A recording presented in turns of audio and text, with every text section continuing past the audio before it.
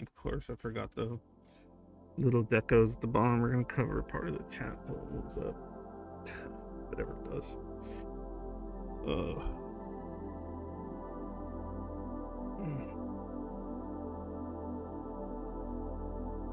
What if I do this?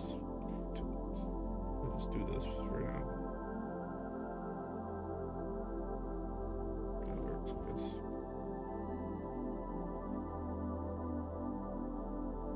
That's weird. Oops. That's fine, I guess. I don't know, it just looks odd no matter what I do.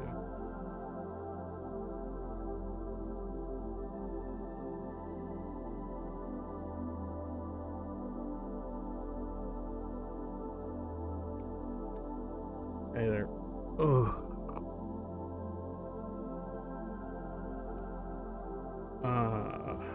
Oh, there's already a few here. All right. I am not feeling well, guys. This light. There's a light behind me that's just making everything. It's like messing with the camera. It's for something I can't do anything about at the moment. Let me see if I can fix that a little tiny bit. It's barely, like barely visible, I guess. Oh God. Where's the damn color correction? Oh God, that didn't help. There we go. I'll increase in the gamma. I was able to do it. Oh. Alright guys. Basically I had kind of ideas for what I wanted to talk about and go over, and I wasn't sure if I was gonna do videos or I had some ideas. It took me a while to figure out, but throughout the day I just being progressively more nauseous. I have an idea why, for anyone that cares to know. So I've been taking antibiotics because I had a upper sort of respiratory like infection thing right here, and it sucked.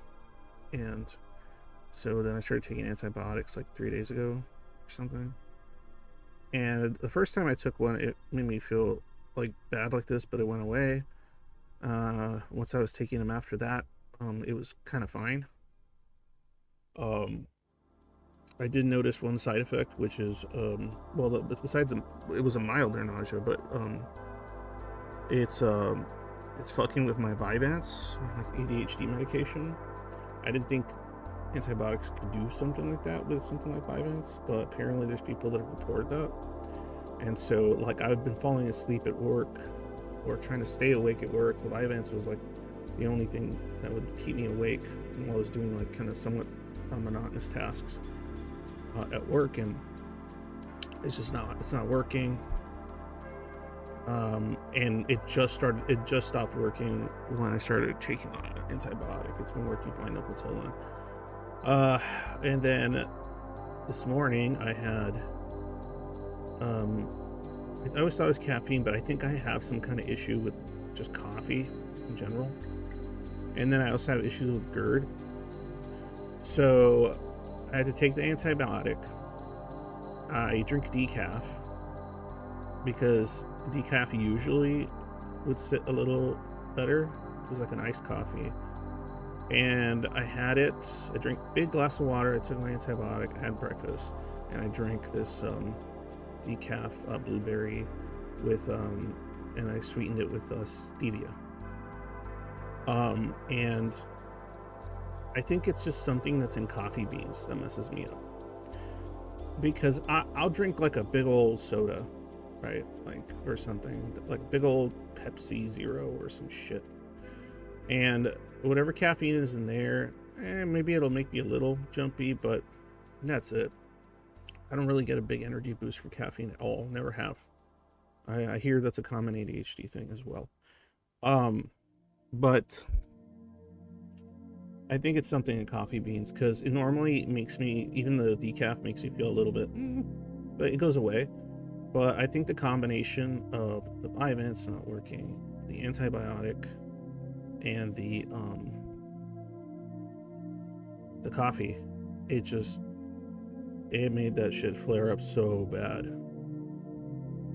And I just been mostly nauseous for most of the day since I had that. And I do take famotidine, which is like for GERD. It helps with stuff. But I guess this was too much even for that. It was just, yeah. So I feel like shit. I think the number one thing I hate when it comes to sickness is nausea. I'll take a headache. I'll take a lot of symptoms. Nausea is like number one most hated symptom in any way. Like no matter what the reason, I hate feeling nauseous. So then that's when I decided, yeah, I can't do a normal stream where I talk about stuff. My brain's kind of melty. But I'm down to basically open up about just about anything when it comes to anything I think about, believe, care about, don't care about, whatever.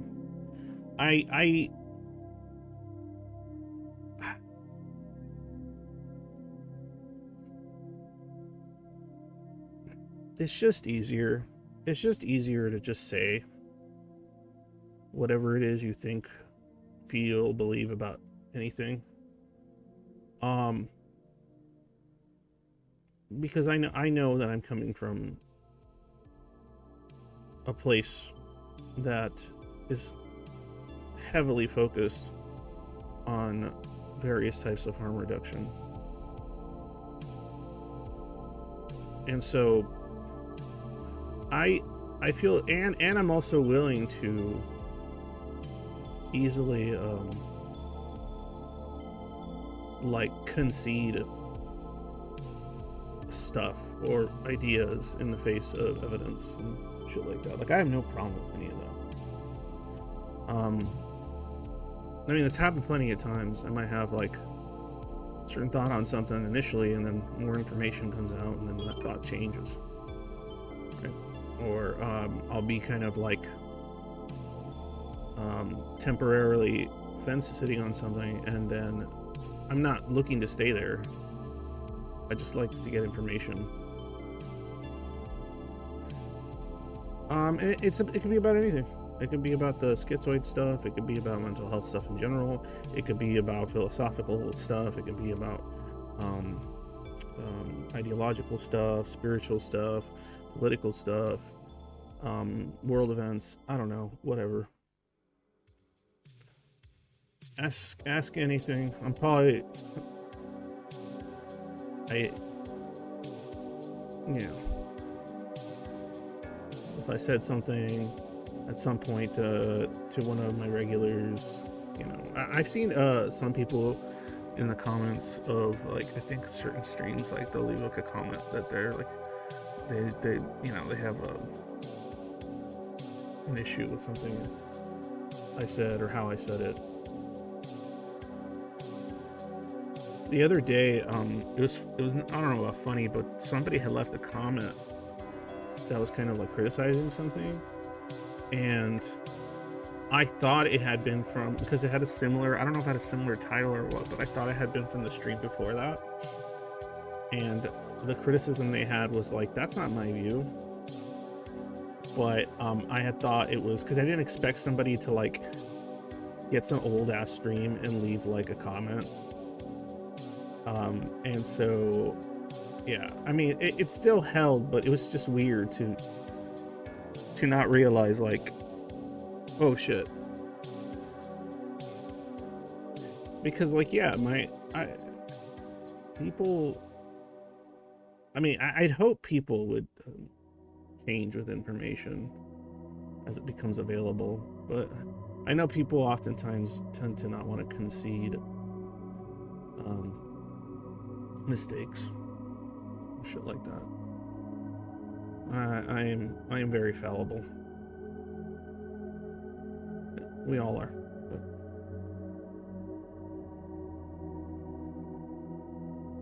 I think to believe that we're not, it's just goofy. There's a lot of internet personalities out there that behave as if they're not.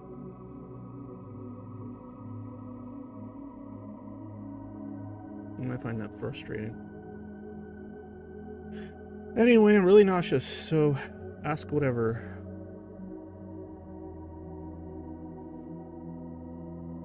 What do you think the ideal relationship for people with schizoid would look like if they want one? Well, first off, it wouldn't look anything like what I guess the average person or neurotypical people generally are okay with.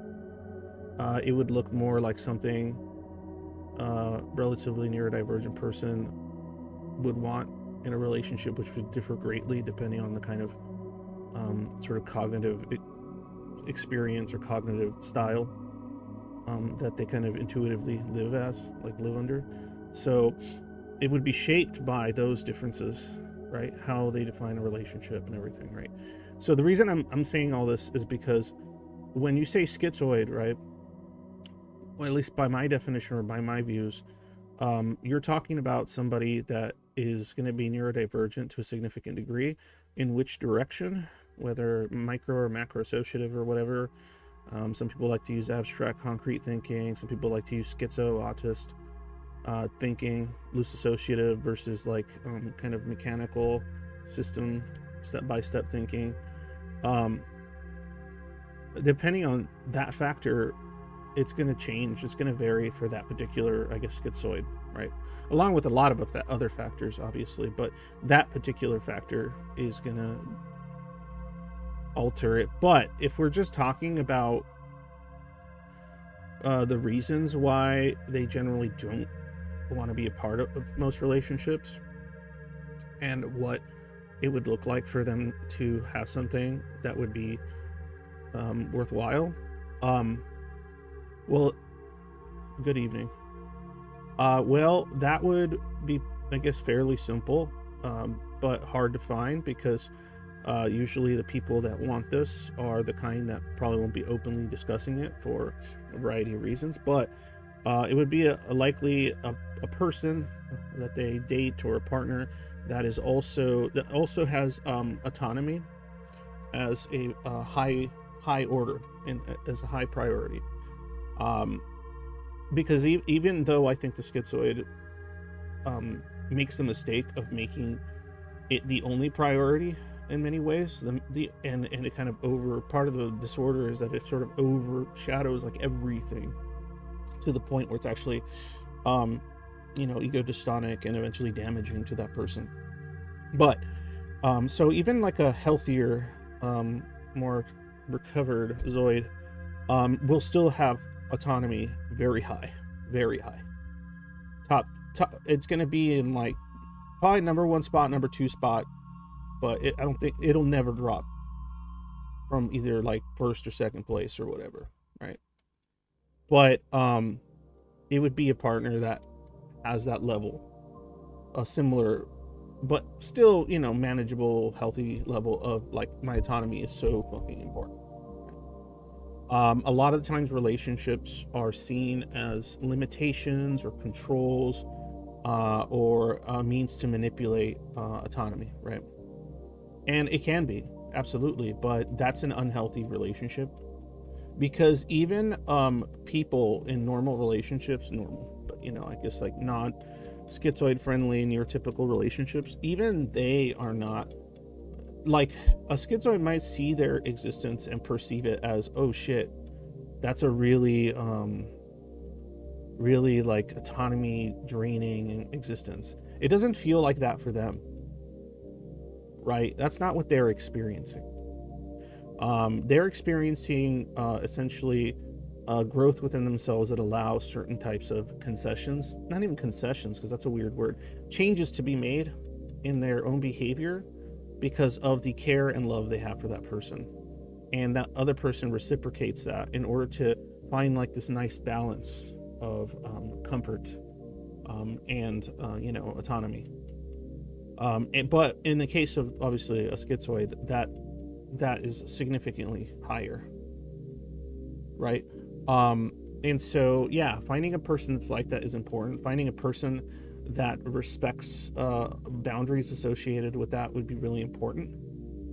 I think that if the only issue is that if you get two people that are actually schizoid still, like not working on it, not like, somewhat recovering schizoids, though that might end up being a weird relationship, because then if both people are like put autonomy as a priority to a unhealthy level, then you're just going to essentially have a roommate. And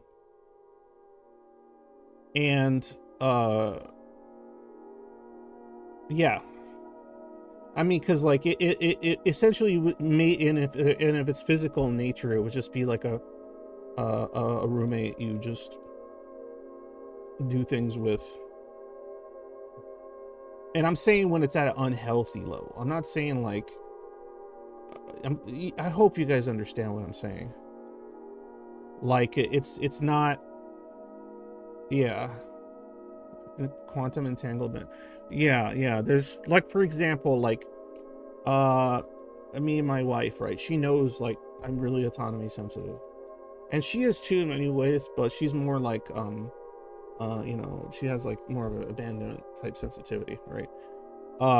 And so like we respect each other's kind of sensitivities to certain things, right?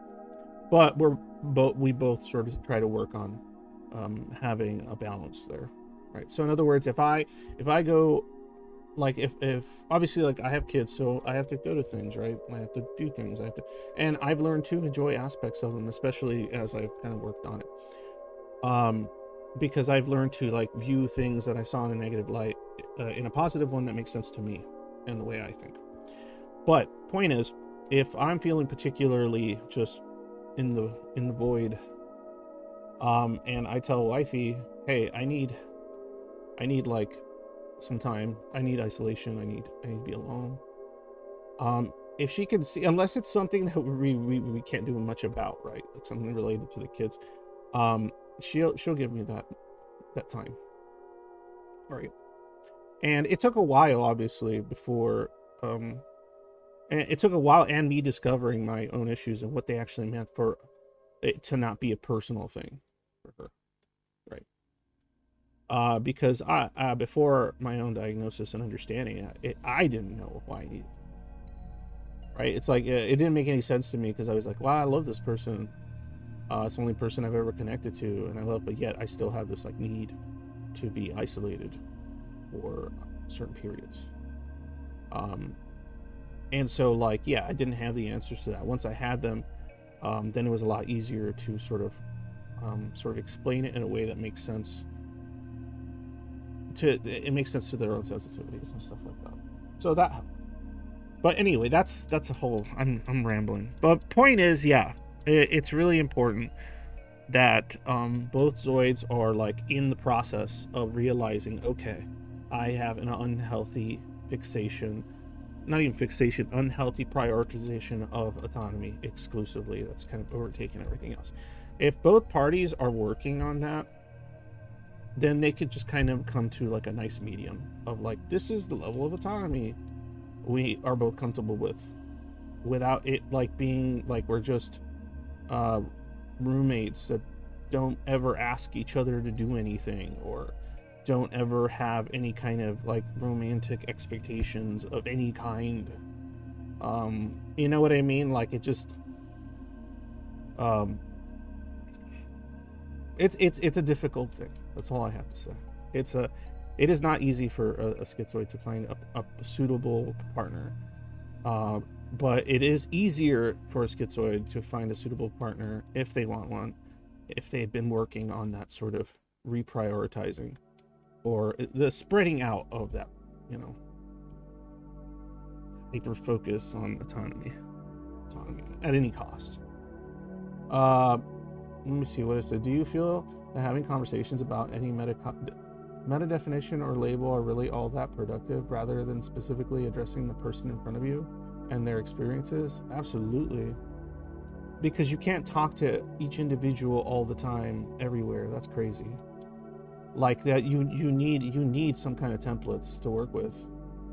Otherwise, what? Like, you're gonna have to like dedicate, like a psychologist would have to, like, or therapist would have to dedicate like like 10 times as much time to that person if they just go in with this kind of blank slate mentality for each individual. If that's what you mean, because that's just not going to work. That's unrealistic. Somebody could do that, like if they practice, like somebody can do that, like for sure, like they could be like that, and that's how they do it, and that's fine, whatever. But as far as like hold on, my daughter.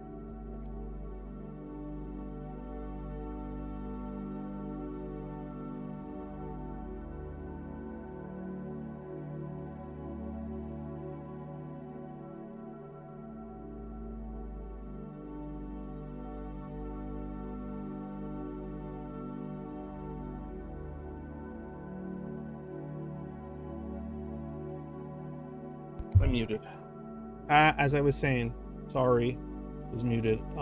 Yeah, she was bringing my Mimikyu figure back, my little one. I guess I don't even know how she probably got it herself. She's pretending like she didn't know how I got there. But yeah, I just obviously I found myself using the schizoid label less because of how limiting it feels, which it applies to the person I'm talking about. That's why, but that's the thing.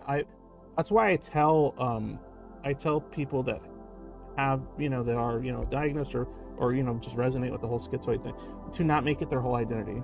That's like incredibly important. Like I pushed for that many times in the past. Do not make having like these schizoid traits or like more specifically being somebody that has this personality disorder.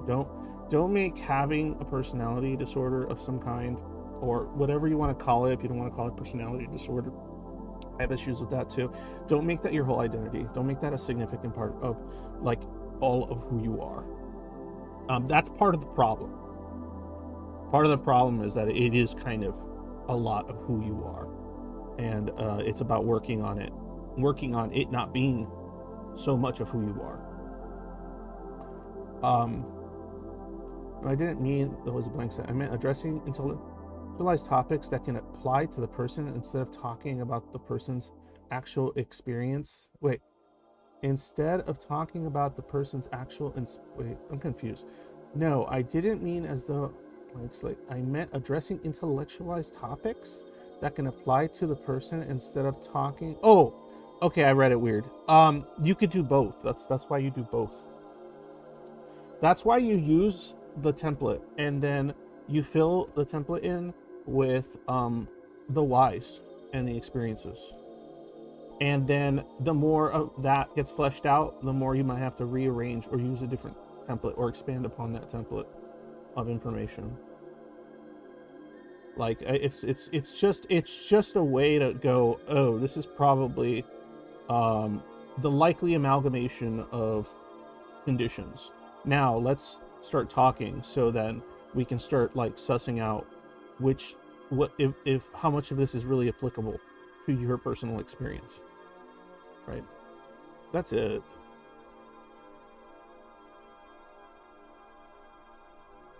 That's all it really comes down to. It's not that's I don't believe that like I don't even like the way schizoid's diagnosed, to be honest. So there is that issue, right? But should there be a kind of diagnosis of some kind, just so you could have that starting point? Yeah, I think it's helped a lot of people to have something that feels slightly more tangible. In my opinion, telling anyone who these personality disorder labels would apply to not attach your identity to it is like telling someone who's mad to calm down. Identity is their whole issue. No, I'm saying don't get the label and turn it into everything that you are. If you get a label, like you can make it a part of who you are. I'm just saying don't make it all of who you are. I mean, yeah, sure, it's a label that you can sort of use to define an aspect of yourself that is significant, right? But it's not all of you. Part of the issue is that who you are is like, especially if you're talking schizoids, who you are is like buried under a bunch of shit, right? So you don't want to fill that hole. You don't want to fill that void with like the schizoid label. Like, you don't want that to be all of it. That's just a beginning point. That's just a starting point to go, oh, I likely have this problem, and I am disconnected from my sense of self in a variety of ways and my emotions, and that's because of trauma, and now I should start working on that. And it's going to be a tough and long process. That's like all that means. Like, I'm saying don't be like, oh, you know, I got this label now, so that's who I am and will always be forever. Yeah, you're agree with me, but telling someone in the thick of their issue to not do that feels unproductive to me. I don't know how that. I mean, I don't know how. I can't figure out how it's all that unproductive. I'm just saying it's not a good idea. It's just, if you're doing that, start working on not doing that. It's supposed to be a starting point. I've just known, look, have a conversation with them, that they get them to do what you're saying without directly asking for it. Yeah. I wouldn't just tell somebody to do that. I'm just saying it in a more general sense. Like, you do that however you're going to do it. I'm just saying that's an issue. How you handle it is based on your individual experience. Just being told not to do it's not going to fucking do anything. I know that, but I can't like talk to each person that's listening right now about their individual experiences. I discuss the topic. Like, I'm not omnipresent, so like I don't know what else I could do there. And then if I explain it in this like convoluted way, it's just going to make it even. I think each person that has this issue would kind of understand what I'm trying to say in their own, like, in its self-defined way. And it's the same for every kind of diagnosis of any kind of mental health type stuff. Yeah, I'm not saying stop it. No. That's crazy. Since when have I ever been the kind of person that just magically goes like, just get over it, just stop thinking about it? I'm not just stop thinking about it guy. I'm the just start thinking about it differently. Start thinking about it with more nuance, more aspects, more pieces and things attached to it. That's what I do. I don't know you wouldn't directly tell them not to, and I'm sure others would likely try saying this is as well. I don't know. No, I mean, like, I would say that to somebody, but then if I did say that to somebody, I would say it, and then I go, but, you know, let's see what is all this? Like, what is this? Like, why is it? What the issue is that it's becoming that, if it is something that's a problem. And then the reason that issue occurs, that I've seen at least in other people that have this issue, is that they're so desperate to fill that void with something that makes sense, as far as like who they are and what they're about and why they are the way they are, that it's an easy way to just kind of like put like a big fucking weird band-aid on it, so that you don't actually get the shit done that you need to, emotionally and trauma processing wise, because now it's like, oh, this is just how I'm always going to be, so I just have to resign myself to accept that as an existence. And it's like, no, that's probably not the best route. It's probably not good. And I've seen that happen a lot. And I'm saying don't do that. That's a bad way to go. Let's find out why it is you can't fill it with other things that are in there. Let's find out what those other things are. Let's not fill it with the one label. That's what I'm saying.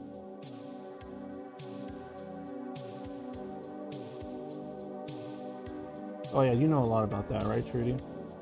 Not dwelling on your diagnosis, making it your everything. No. Part of a lot of these issues with like these personality disorders is it's just a way to know like what kind of issues are associated with what is keeping me from becoming more like in tune with who I am. and putting together who I've always been or have become, combined who I used to be before the trauma, before a lot of the detachment, especially if we're talking about schizoid, before a lot of the, whatever your particular issue is and it's the style. Because I know about people's nosiness and assuming once they know, it cages me in their heads. Yeah. Well, that's their problem. That's not because you did anything. That's a failure on the part of their own inability to want to overcome their presuppositions and ignorance. There's really nothing much you can do about that.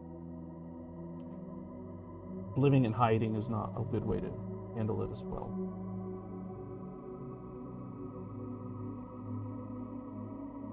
Did I miss anything?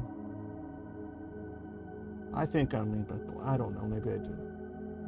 I feel like poop. Anybody, any questions about anything? You want me to clarify something or whatever? In a video or stream in the past, or and for all I know, if it's something from a long time ago, I might have changed my position on it, because that's what people do. They learn, they grow, they change. At least that's what they're supposed to do.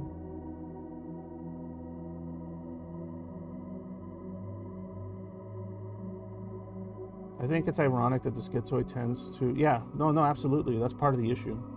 That's actually one of the sort of, not angles, but one of the ways that I've managed to sort of help some schizoids, because I do, but I might as well just show myself. I do a little bit of coaching on occasion. It's sporadic because zoids are sporadic, but I do a little bit of coaching and kind of talking about this kind of stuff with people that have these issues. But it's not exclusive to that. Sometimes people just need somebody to vent to. Sometimes somebody just wants to talk to somebody that is of lower judgment, and I'm just some guy that's just going to disappear, that doesn't have to be in your life for anything other than that conversation, and knowing that I'm the kind of person that's absolutely okay with that.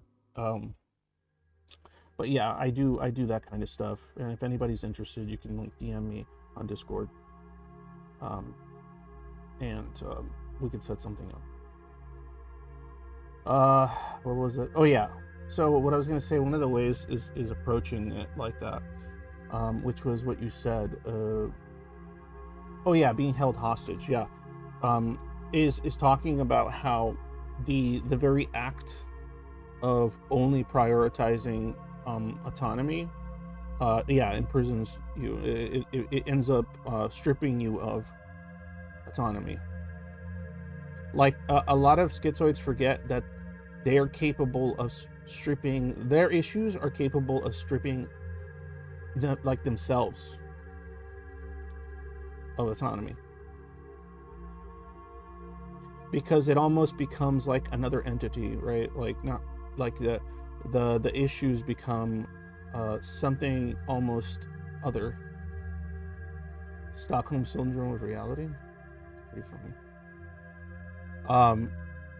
But you end up sort of stifling your growth, your opportunities, your chances, your all kinds of shit,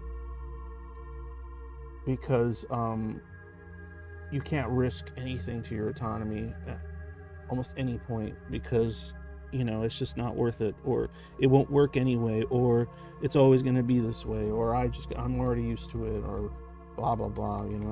Not to discount it by saying blah blah blah, but just etc. Is that better? I don't. But yeah, I sort of talk about it in that way and discuss it. But yeah, I've had a lot of people just like I said, they'll pay for my time just to. They want to talk about their special interests, and I'm really into just having conversations about things that people are interested in. They want to info dump on me. They want to tell me about how to manage certain symptoms or they want to talk about their experiences that they never talked to anyone, just to be able to do it. It's I'm really good at that shit, so I'm good at adapting.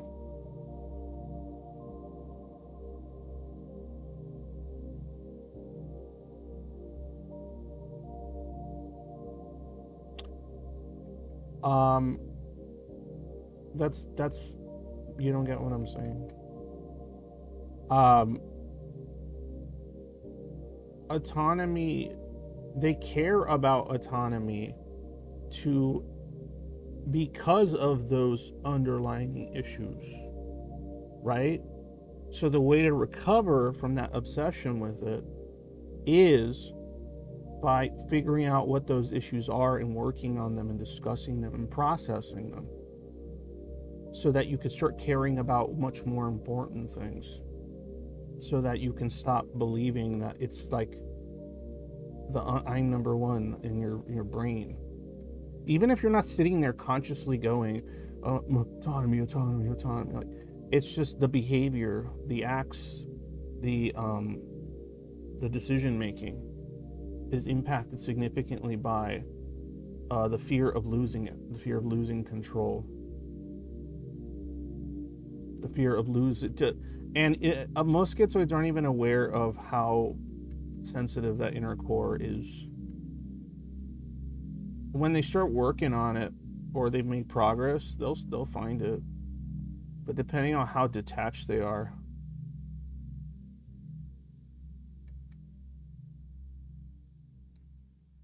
yeah, I don't think it.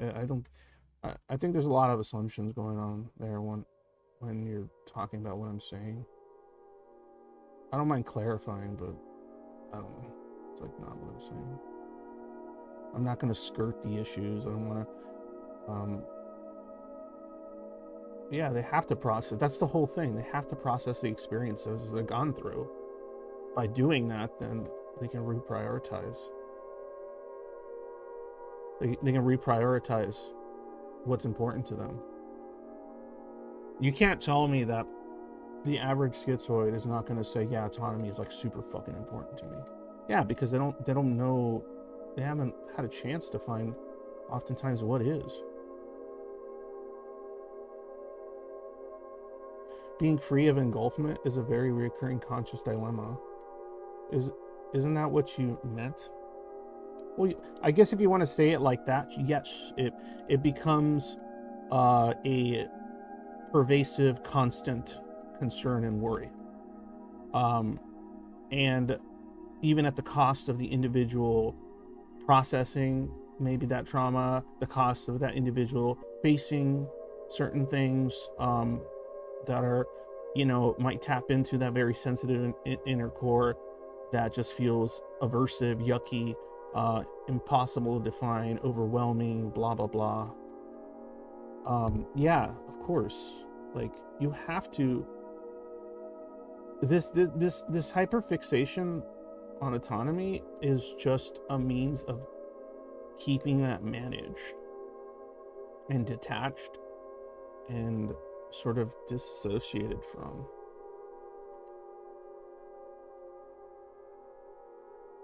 But they're always going to care about it. It's always going to be like something of a stronger part of them than the average person, I would assume. But that's okay, right? That's manageable. That's not gonna. The whole point is to get it to a point where you can go, I have all these things inside of me. Yeah, I think we are. I have all, like, if a schizoid discovers, I have all these beautiful, interesting things inside me. I have parts of myself I'm discovering. I have a sense of self that, like, I've been neglecting, or not intentionally, but I have been like I essentially internally abandoned, consciously, unconsciously in most cases, and in some aspects maybe somewhat consciously. And then once they can see those things and they can feel those things, then they can start making the decision, okay, this stuff's really good, this stuff's great. What am I willing to traverse? What am I willing to face? What discomforts, what concessions am I willing to make with myself and my issues in order to start exploring and growing in ways that feel right for me, right? Like, once I discovered, oh, look at that, I'm able to make friends and connect to them, and they're based on my own boundaries and set of parameters that are kind of similar in some respects to theirs, but they're their own person, right? and there's like a very strong priority of like, you're your own person, I'm my own person, right? But right, instead of it just being complete disconnect, once I discovered, hey, I can connect when certain conditions are available, it was aversive and weird initially. There was like a overemphasis on, still there was like an over concern between me and the other person about autonomy and stuff. Like, you don't mean this, right? Or like, you're not expecting this, or this is not what we do, right? Like, we don't do that. Like, and it was like this constant like understanding of like, yes, it's safe, you're not doing that, right? I'm not doing that, we don't do that, because we both don't like that. And but it was like it would be like a part of the conversation more often than it needed to be. But as that progress was made, it's just like, oh, it doesn't have to really be validated or constantly mentioned, it's just understood now. And then both me and a friend would sort of start going, okay, I trust you. I'm okay with trusting you up until a certain point. Yeah, but like the way trust was like solved, I guess, for me, I can't speak for everyone that, you know, that is a Zoid that kind of works on this shit and recovers and starts making some real connections easier or whatever, however. But for me, it was sort of like saying, oh, well, if you do something like this, these are the things that if you do these things, I will break ties with you. And then the other person going, and these are my things that if you do these things, or behave in this way, I will break ties with you. And then it was like a handshake. Agreed. And because neither party is actively wanting to do any of those things or has ill will toward the other, and then it sort of creates enough of a bond there to where it's like, oh, because basically a lot of that stuff is stuff that has caused you legitimate trauma and discomfort as a neurodivergent person.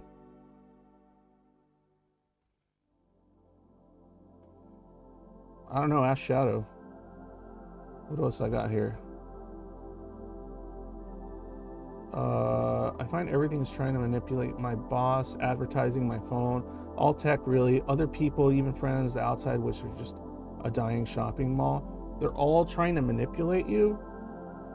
Well, see, that's the thing.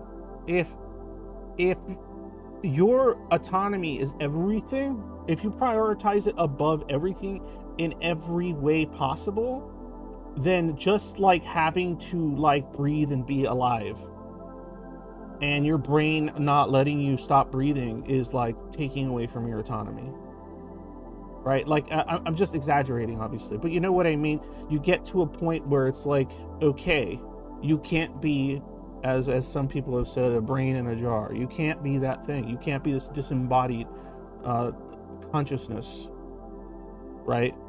And so then it's how far are you going to extend it to that, right? Like, is somebody caring about you and hoping that you care about them in return? Is them having that hope them manipulating you? Is them presenting that idea to you a manner of sort of like trying to control you, right? And shit like that. If you're defining those kinds of things as manipulation, I'm not saying you are, then there's a problem. This is what I mean by like this like hyper prioritization. Now, as far as like things like advertisements, institutions, nah, rebel, fuck it. I'm a fucking rebel. So like, I'll talk shit. Like, nah, say fuck these ads, fuck this, fuck that. Sure, those aren't people, those aren't like relationships you're trying to actually establish and connections between like specific people. Those are fucking like entities in the world that have nothing but greed and bullshit attached to them. Those are the things you should be able to connect with somebody and fight against because you guys both agree. It shouldn't be manipulating anyone. Hold on. Sorry, guys.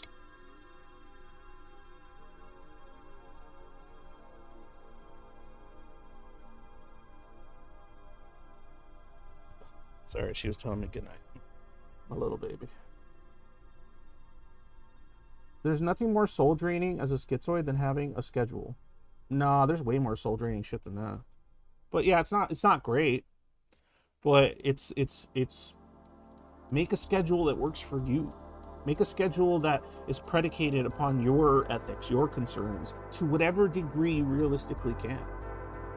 Yeah, I don't like schedules. I wish I could just fucking live however, but I need a schedule. I care about my kids, so I need a schedule. I care about my hobbies and getting certain things done and completed, so I need a schedule. I care about accomplishing certain goals. If I had no schedule of any kind, what the fuck would I be doing? I'd just be doing like random, erratic, fucking chaotic shit, which would be really fun for a while. And then it would just get really not fun rather quickly. Because, you know, reality has its limits. Yes. Let's see here. I personally found that there's a lot about social interaction society itself that schizoids get right. That is, they are right about how shallow, empty, gross, painful it is. Yeah. Because they're so sensitive to like manipulation, control, a lot of these things. They have a high sensitivity to anything that basically can fuck with their autonomy. And because of that, yeah, they're gonna be able to easily see a lot of things that are stripping other people of their autonomy. It's just that because most people aren't like so hyper focused on that, it's easier to manipulate them. It's not a superpower, it's just like hyper vigilance. It's like the same thing with like somebody else that, like, you know, they're hyper vigilant about some other thing associated to trauma. It's not a superpower. It's just, you are not immune to propaganda. That's a meme, right? But schizoids just have a slightly higher threshold to hit, usually, for propaganda to work. But it'll work. But it depends. But I would say they're a little more weary, cautious of a lot of those things. Sometimes they become so overly cautious, though, that they think everything is like some kind of trick all the time. And it starts kind of getting into paranoia territory. It can get that bad for some. What else is there? Hearing some of the folks that were the source of my trauma, my mother specific, really agree with what child me and you in my adult life has given me a great deal of reprieve. That's good to hear. People finally being reasonable and talking with the same kind of clarity schizoids tend to have, I feel actually a huge piece of the therapeutic process. Hell yeah. That's why you need to talk to people that kind of do the same thing if you're that kind of person. And then that'll help you kind of work on like, how do I set my own boundaries? How do I express myself to others that don't do this? How do I put my foot down when it comes to certain things? What am I actually willing to work on and do? What are my actual limits? And still find a way to be happy and healthy and so on. Let me see here. Neck hurts. Ugh, I'm so nauseous. Yeah, active. Thanks for the shit post. What's all this image? Activism and no, just don't. Withers, just ignore that. And Withers, don't, why would you say a menstruator? I don't know, I feel like I should be recommending other schizoids go through Shiatsu program, if only for the fact that it makes a damn great therapy. Then do it. What the fuck? Do it then. I mean, if you see progress, you see it's helping. Yeah, who says you can't fucking, combine? Well, you mean like they're gonna be doing it, like working, like that's gonna be their job? I don't know about that, but as far as like using some of those types of therapy and processes, then yeah, I mean, if you see that's something effective, then I wouldn't say that's something negative to sort of promote or add to the pile of things that could be useful for schizoids to fucking recover shit. That alone, I don't know, I can't vouch for. That's a fucking, you know, that's all that needs to be going on. But I know that shit wouldn't be all. Like I'm doing it, but without, you know what I'm saying? Like, yeah, you get it.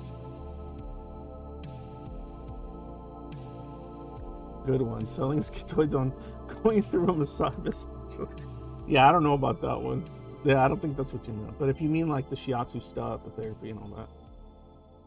Yeah, but that's you. You know what I mean? That's you. Like, and we know how fucking different each Zoid. If you met one Zoid, you met one Zoid. It's like anything else. If you met one autist, you met one autist. If you met one schizo, you met one schizo. So there might be some kind of like aspects of, like there's aspects of that thing that works for you, that there might be something there that can be derived as that could be slightly more applicable to more people, right?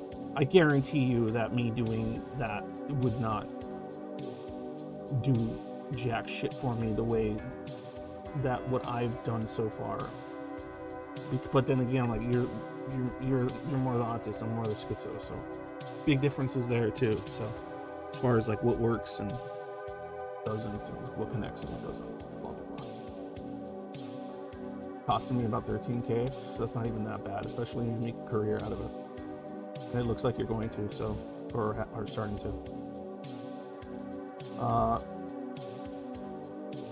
That's what petting animals is for. That's what petting animals is for you.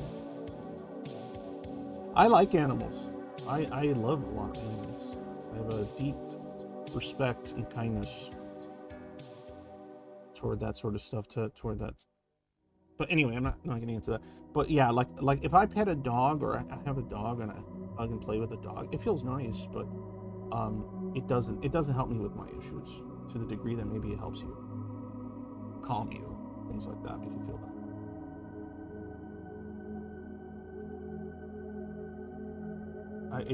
Everyone's different. But it's kind of like that process, right, of discovering who you are.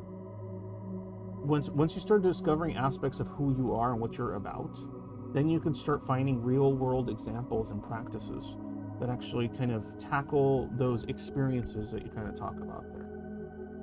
Joe Mama. Yeah, I mean, that was really significant for you. It's kind of like what I'm saying, like that was significant for you because of what you were saying, your experiences, your traumas, your issues, how it's associated with that, right? And then that's what would create so much positive progress toward sort of like reprioritizing the stuff I was talking about. That's really cute, Active. Super cute. I think that's the most wholesome thing you've ever said. Ever. Now you're gonna hate me for saying it, but I think it's adorable. Because I saw how it felt to someone else and I could go beyond my pain. Yeah, that's what I mean. That's your style, man. Your style is it's like your unique like ADHD plus your experiences plus your traumas plus what works for you way of like reconnecting with your fellow man. Yeah. I think that each schizoid has something like that they could tap into, work on, expand upon, discover. And I think a lot of it is kind of predicated on that whole like inner child rediscovery, like, you know, saving that kid inside of you that your mind essentially abandoned in order to survive, in order to make it, in order to cope, in order to just manage. It was just too much. It was too much. And that's the way your brain decided. I didn't decide, but that's the way your mind went about protecting you.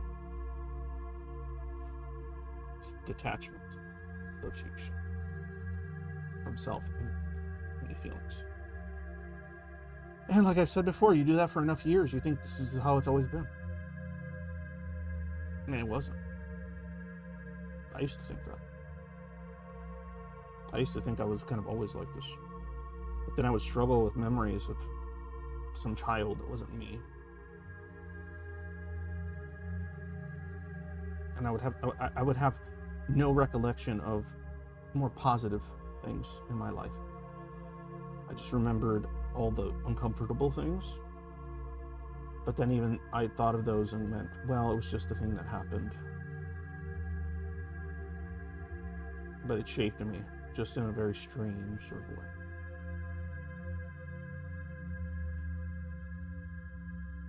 Oh, it hurts. I think that everyone has something like that with how my peers and clients have shown me in the program. Frankly, it doesn't take all that much to find out what it is. I mean, that depends too, Joe. That depends too. I wouldn't say that. I wouldn't say a broad statement like that, personally.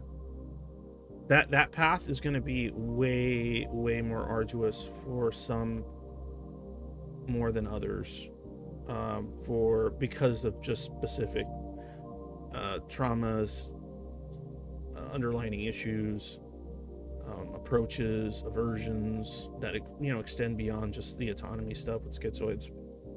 Right. None of this has like a catch-all, like, oh, this is the timeline. Plus, we haven't even gotten to a point where we could ever do that, because it's so understudied and so not understood, and so just so poopy that trying to create like a proper timeline for what on average a schizoid starts recovering if they go through these kind of processes, and it's like created in this way. Like, we don't have any of that. None of that exists.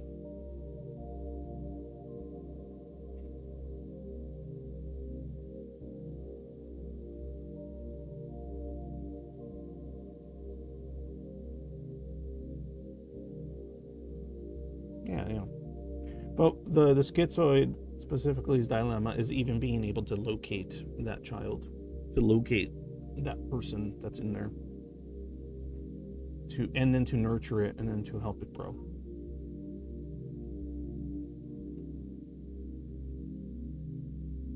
To stop thinking none of that shit matters, or it never mattered, or that you never had it. That is a foolish game to be playing for the rest of your life, in my opinion.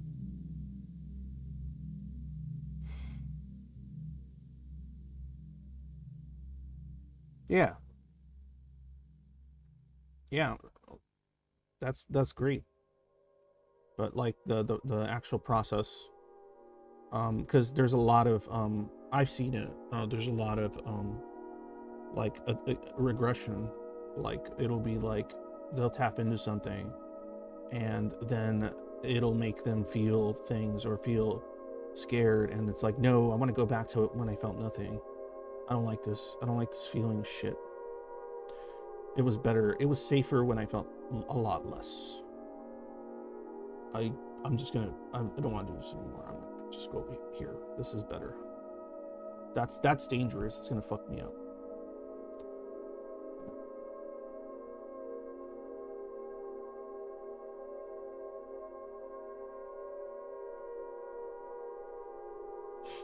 Because we got cannibals with PDs. That's funny.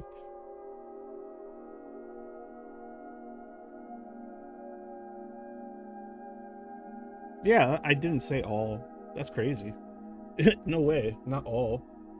But like, making it something manageable, and making it something that doesn't stop you from fucking connecting to anyone ever, that doesn't stop you from ever having any kind of, if you dream even in a weird fictional way, or of the ability to find love, or a partner, if that's something you want, like in some weird furthest reach part of your fucking brain, like if you're schizoid, you shouldn't have these limiters on what you can choose to experience.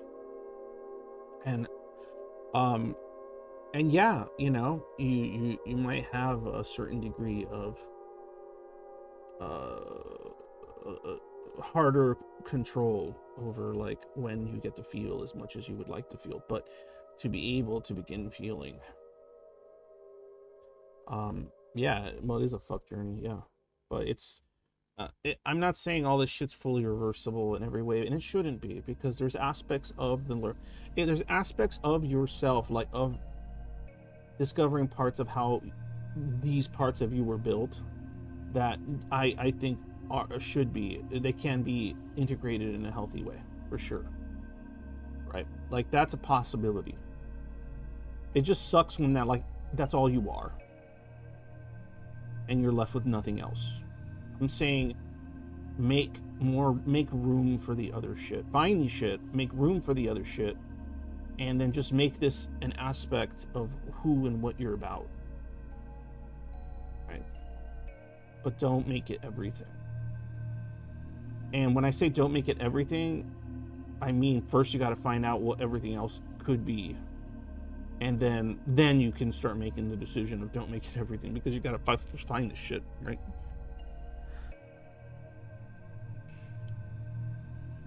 I think that's what's important. I don't know. I hope. The actual. Oh yeah, I'm just reading. Yeah, I don't think it's like a fucking. Yeah, I refuse to believe this fucking permanent deal bullshit. I don't even believe in like any kind of permanent human nature. So when it comes to like the individual, even less. Even fucking less, way less. It's just a matter of what you're willing to engage with, deal with, struggle with, find, explore. And if you're not willing to do any of that, then yeah, I guess you're just going to be like that forever. And if you're okay with that, then fuck it. I mean, that's your choice, right? But point is, if some part of you inside is not okay with this, there's something still wrong.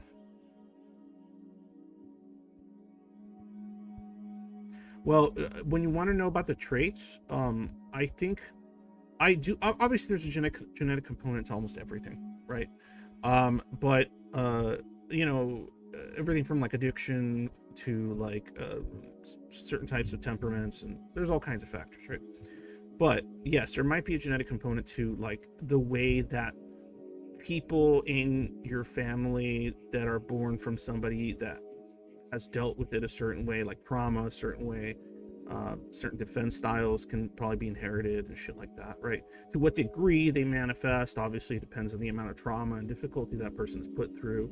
But I think there's a societal factor here, which is if there is a component that is hereditary, it isn't just like a predilection toward this kind of style of sort of like defense or protection of the mind, or you know, whatever.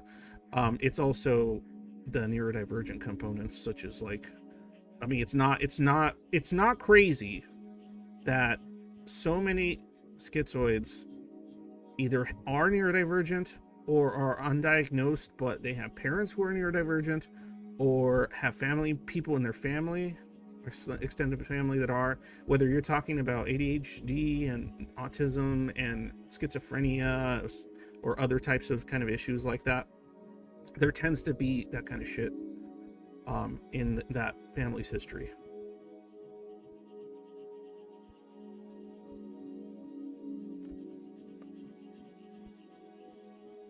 Well, yeah, yeah.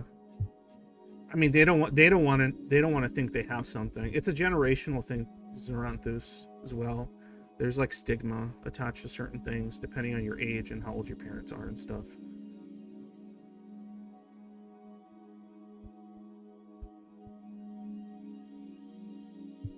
Oh man, ADHD prevalence. I'm pretty sure there's like, I would guess there's more ADHD in the world than there would be something like schizo stuff and autism. There's definitely more ADHD. I don't know to what degree, but also there's a possibility that a lot of things that are being diagnosed as ADHD aren't necessarily just that, or could be something else entirely, right? Like you know, because there's certain things that go into diagnosing ADHD that have a lot of crossover with a lot of different things for a lot of different reasons. It's just the lack of just nuance when it comes to this shit. It's baffling. Well, it's not baffling. I know why. It's more like disappointing.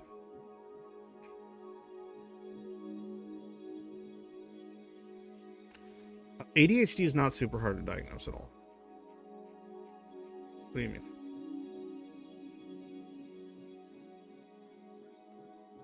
ADHD is like not really super hard to diagnose.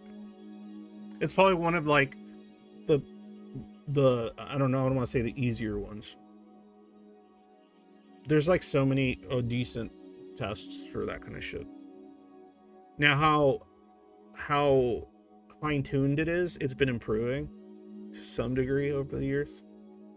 But yeah, there's like literally tests, like not just on paper ones. It's not just self-report shit, right? I'm not talking about just self-report testing. No. There's like there's testing now where you do specific activities, and it's recorded and it runs like in this process and stuff.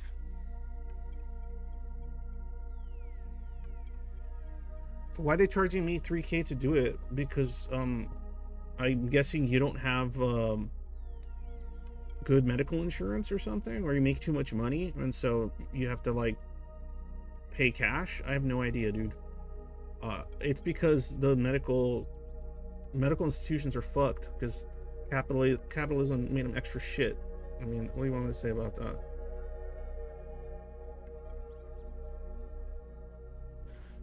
Are you? Oh, my mother openly admitted her trauma and taking accountability for things that made me feel like I was crazy to think. I never told them I'm schizoid. That's not what mattered to me. That's fine. Yeah, that's what I mean. So yeah, like for example, my daughter, she's diagnosed with ADHD now. Now I always knew she was ADHD, right? She displayed not just the behaviors but the internal experiences, because you know I've always been like somebody that asks, and I'm like, no, I'm a very hands-on father when it comes to like my kids' emotions and shit and their needs. And yeah, I always kind of, and because of being all fucking analytical, I always paid close attention to my daughter's behavior, my oldest one, right? And yeah, a lot of the things that her insecurities, a lot of the things that she was worried about, that stressed her out, a lot of the reasons why those things stressed her out, a lot of the behaviors that cause the stress and anxieties, like they were ones that I'm like, yep, that I understand that. That was me as a kid. But the difference is she has a supportive family, a supportive father, a father that's not ignorant of these things. So I was able to recognize them more deeply and know what it is. And so I've known for a while that my daughter's ADHD, but obviously I wanted to wait for, what's the word? I wanted to see what we could do and how we can help. And then we pursued a diagnosis as she got, well, she's a little bit old. She's like 14 now, but yeah. And so then, you know, currently she does, she doesn't take ADHD medication, but she gets help in other ways. And it's been so great. She's been doing so much being better. Because like I said, it's a combination of my support, my understanding of what it is, how it functions, and then my approach toward explaining, you know, how therapy is beneficial within a certain style and way in regards to certain things, right? If she has concerns about whether it's medication or therapy, I discuss it with her openly. When she says something I relate to growing up, I resonate with it and I talk about it.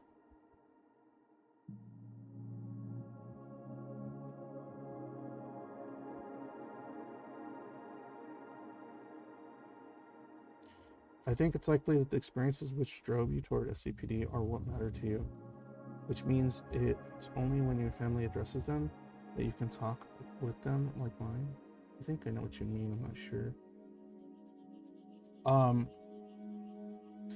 But the point is, like, so that's one thing that's kind of beautiful, I guess, is I get to see somebody that had similar issues sort of coping with the world because of their kind of cognitive experience, being at odds with what the world expects, what the world requires, right? What society's made up of and built up of, which is like neurotypical, normative, whatever you want to call it, normative cognitive experience, right, is what kind of makes the world go round.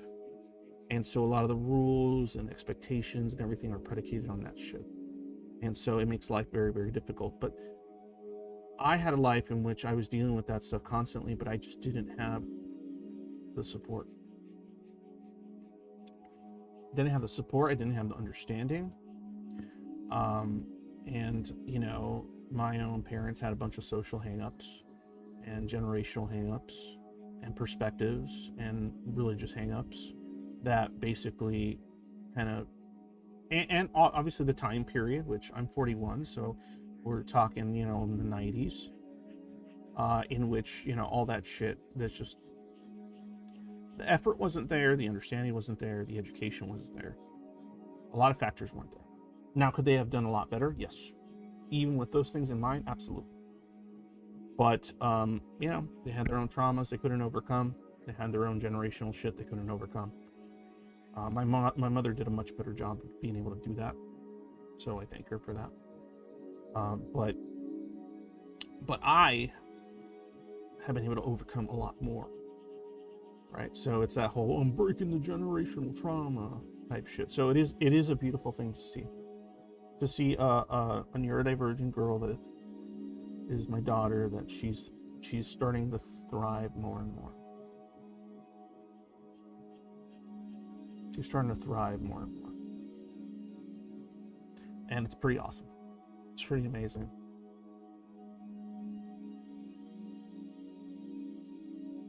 Like, it's just a cool feeling. Without getting, like, too cheeseball about it. And now I'm even better equipped for my youngest, which I don't think she's escaping the ADHD, at least. Good man. My genes be strong when it comes to that. Yeah.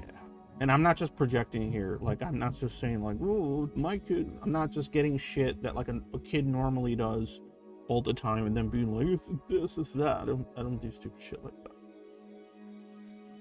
That's dumb. That's why I always had a hesitation to be like, oh, my daughter's ADHD and I'm convinced 100%. Because I was always worried. I was always concerned, like, am I projecting? Am I doing this? Am I doing that? But once it became far too clear, and once it was actually causing like stress and anxiety and things like that to a significant degree, and then the answers came from places that aligned with that, that's when I was like, yeah, it's time.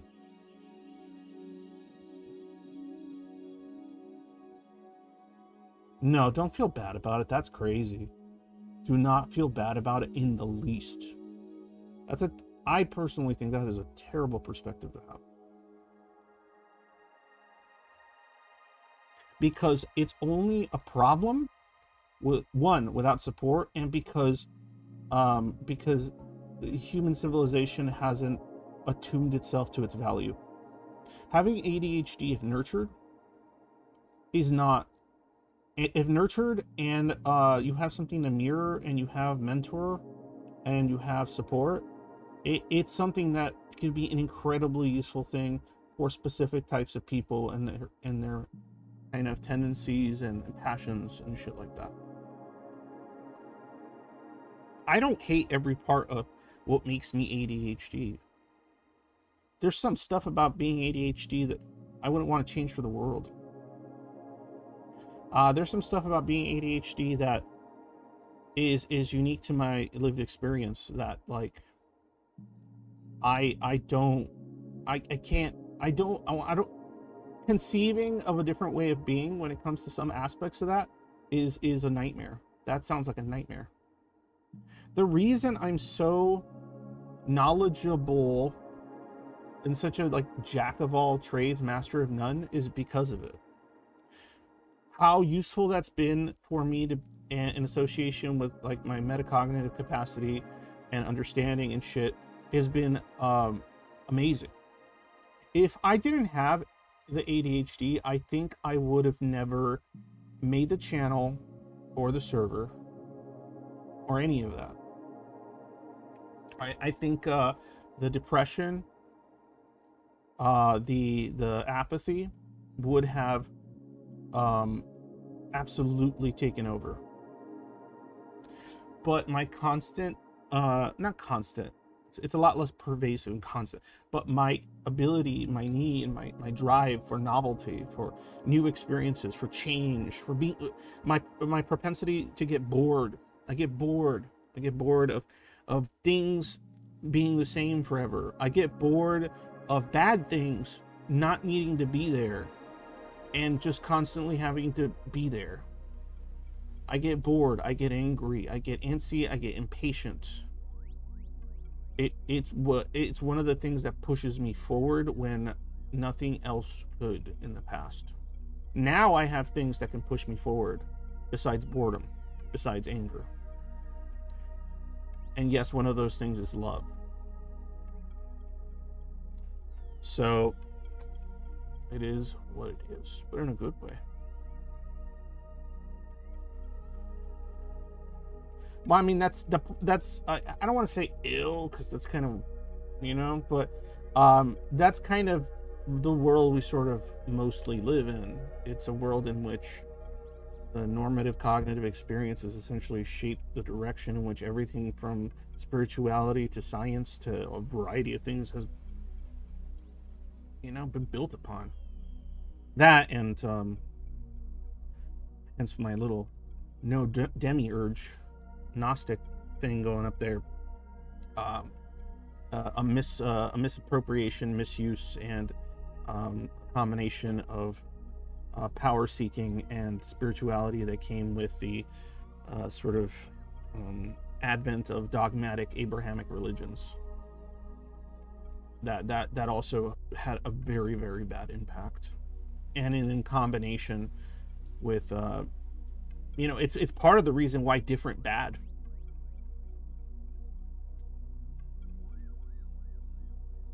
Yeah, it does build character for sure. If you want to know one of the major reasons why different bad, and it got reinforced, is because of some of those things. Different, not what God want. God want the right kind of thing. So and so the neurodivergent people would be the type of people that would be like, I don't want to do that. You're not in line with God. So yeah, I'm sure a lot of the people that were like, I don't know, mistreated as weirdos and freaks, and or cast as I don't know, some kind of heretical individual, was off. That what was there? There's probably a lot of neurodivergence being hurt by a lot of that stuff.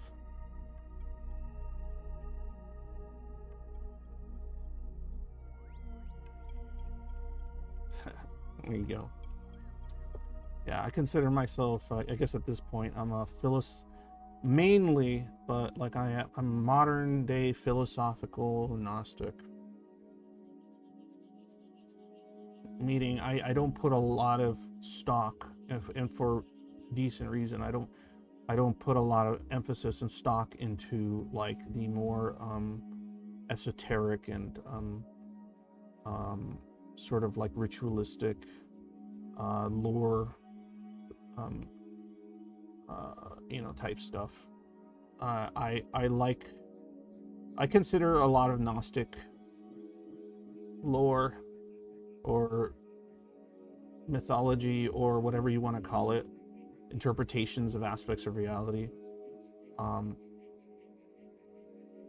consider it to be something that was something they created in order to sort of manage or believe significantly.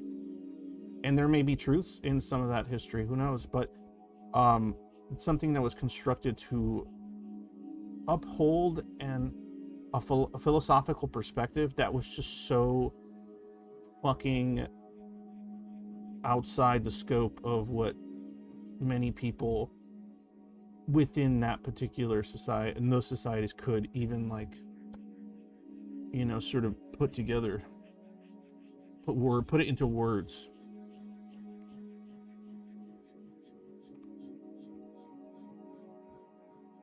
Right, like, it's just I love what they did. I love what the Gnostics were doing.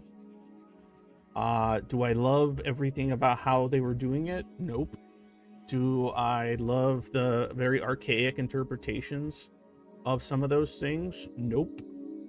Do I love what they were doing, which was going, nah, fuck that, which was kind of almost anti-faith and pro-knowledge? Yeah, I vibe with all that shit. For sure.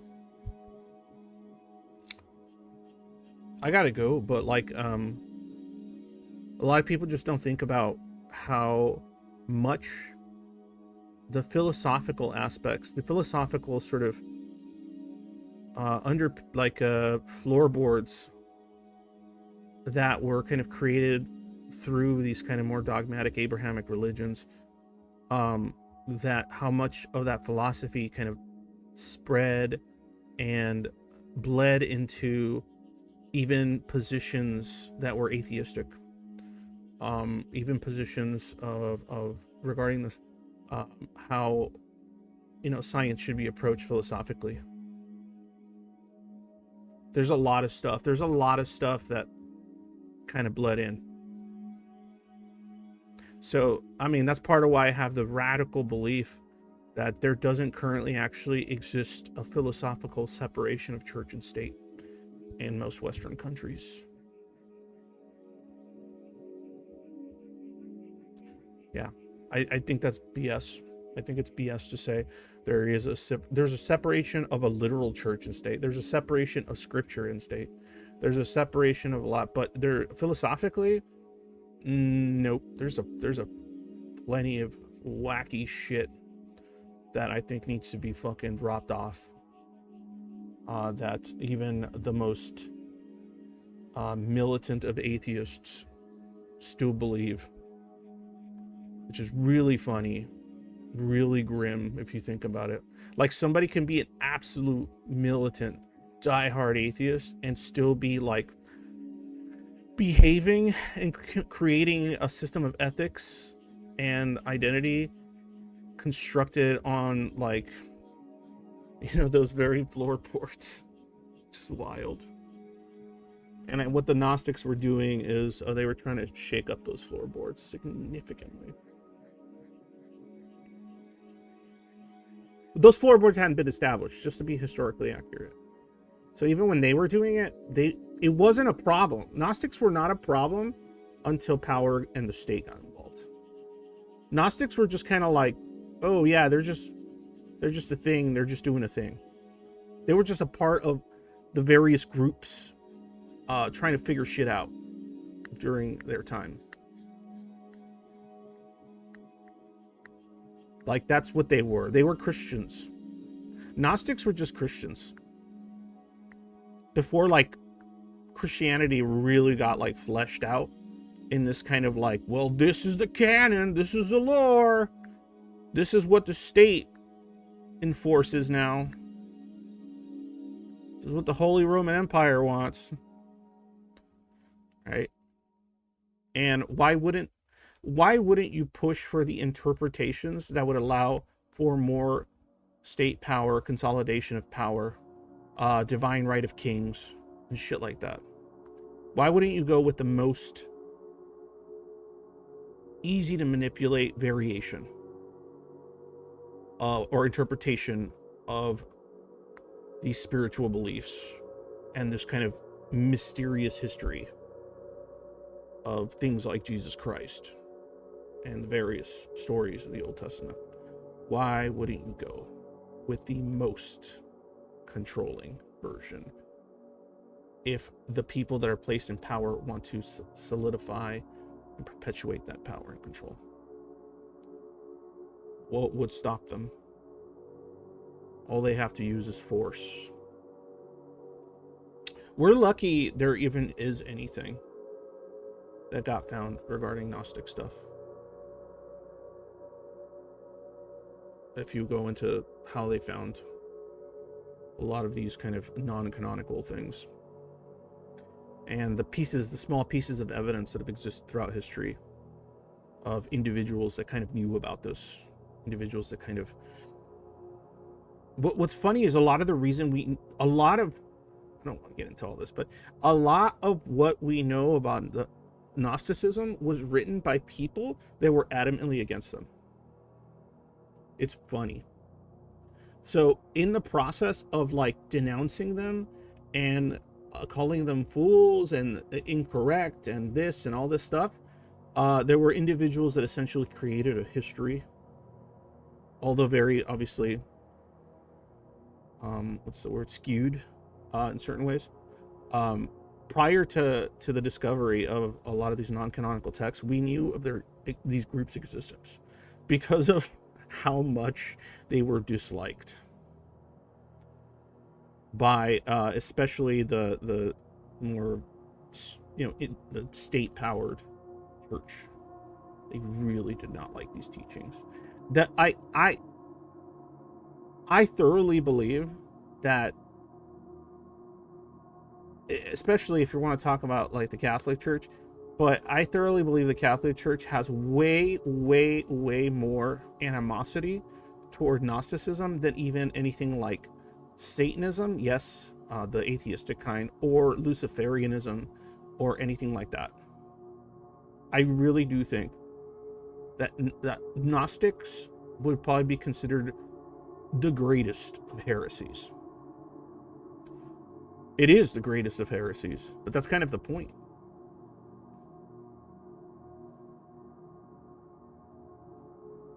Because it's easy. It's like easy to combat things like atheism and demon worship and occult beliefs, occult worship of the demons of Goetia and shit like that. Like, okay, whatever. Like, if that's your thing, cool. But point is, that's a way easier villain to paint. That's a much easier villain to paint in like in a skewed light, right? Gnostics, it's a lot harder because the ideas that they're pushing, like, to the average person would sound way more reasonable than anything that has become canonical. Yep, the Cathars, yep. That's a whole crazy history. There's like holes and all that, but still, yeah. But yeah, point is, like, if you sit down and say you're just like an atheist and you're like, nah, I'm not down with, Christian, Catholic, Islamic shit, like, whatever. Like, just look into, even if it's just lore, like, if it's just mythology, right? Whatever, what do you want to call it? Look into, like, Gnostic, like, lore and their perspectives and their interpretations of things like God and Jesus and people and their relationship with it, right? Like, look up that shit and you're gonna be like, what the fuck? Why isn't this Christianity? This is crazy good. Like, this is so much better. If they were doing this, we'd be in way better shape. The hell? That's what you're gonna experience. They were like for their time, they were super into like inclusivity, dude. Let's just say, like, they were like, oh yeah, women can do that. They have some stuff in their lore that's like, it's still like, come on, guys. But that's why I don't like focus on the lore. What's funny is that, like, some of the coolest Gnostics I've talked to are ones that are like, oh yeah, you can question everything there is in the texts. If you don't, you're not even doing it right. Because the whole point, it's not about faith. If you start believing in a bunch of Gnostic texts based on just faith, then you're just doing the faith thing. I am not making shit up. I am not making shit up at all. If it's about gnosis, then it should extend beyond any kind of texts our Gnostic forefathers created. Why would there be dogma within Gnosticism when it's not about dogma? That's crazy. That would be crazy. You're a heretic of Gnosticism. What the fuck does that mean? Like, it's just, I guess like a Gnostic heretic would be somebody that's like anti-gnosis.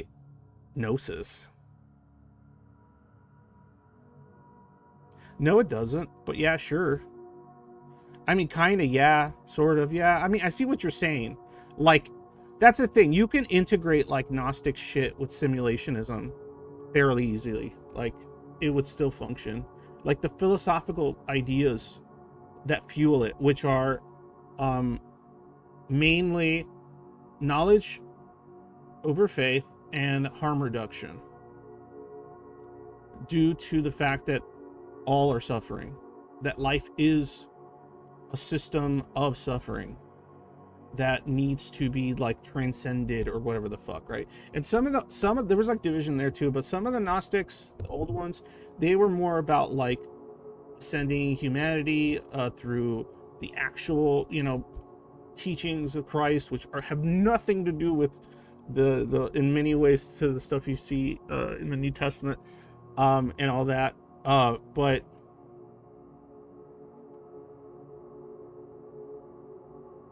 and so then what was I saying? Ah, shit, you guys got me talking about like one of my fucking interests. But oh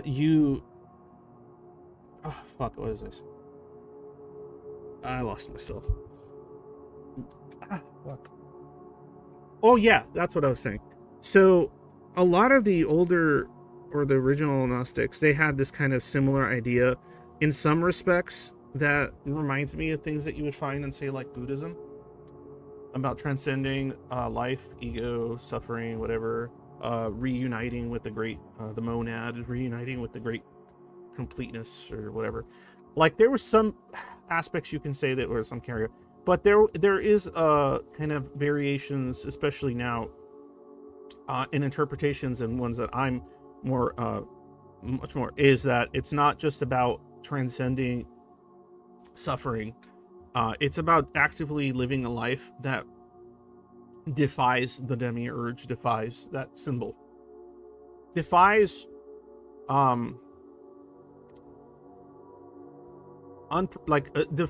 defies suffering as having to be an integral part of existence.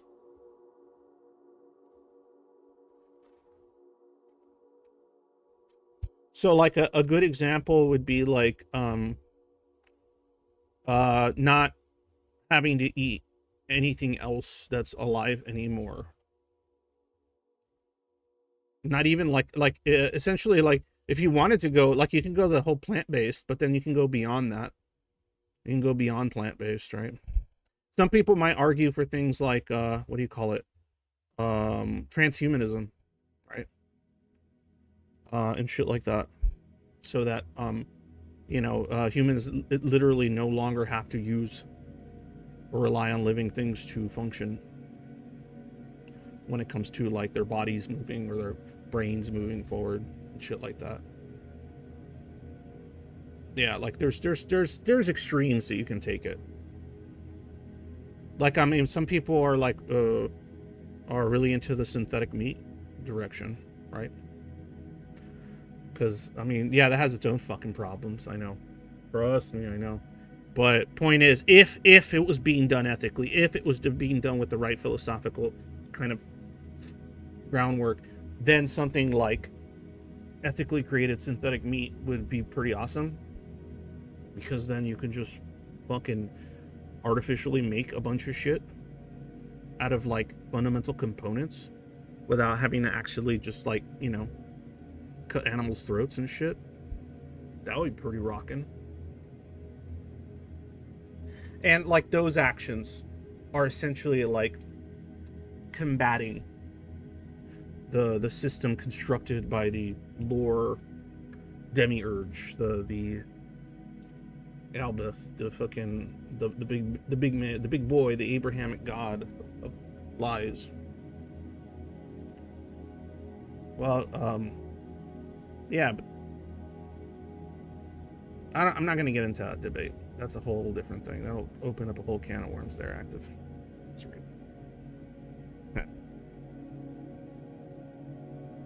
Yeah, it isn't great. Well, yeah, because it's not really being created for with the right things in mind, I don't think.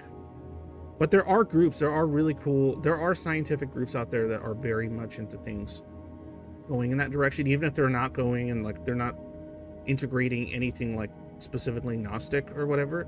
Some of the philosophical precepts that kind of drive it forward are very similar.